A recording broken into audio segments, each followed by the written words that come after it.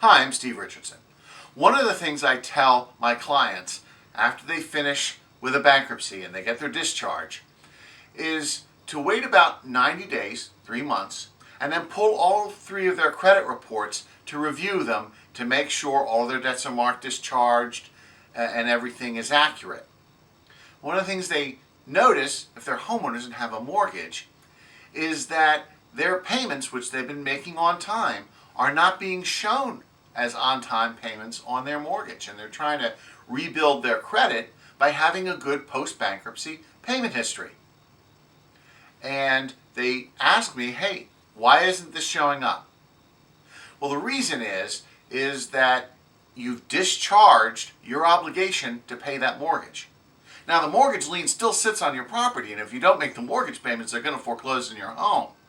But even if that were to happen and they take the home, they couldn't come after you for any deficiency if they didn't get enough money from the sheriff's sale. So technically, you don't owe it anymore.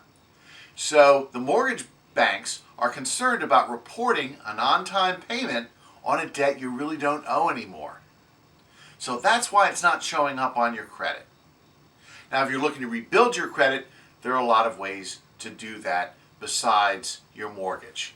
So don't be too concerned about that if you see that you're not going to be able to rebuild your credit scores through a good post-bankruptcy payment history. So if you're thinking about filing bankruptcy and you live here in southern New Jersey, please feel free to give my office a call. I'll be happy to sit down with you in my Woodbury office, go over your situation, and see whether bankruptcy is right for you.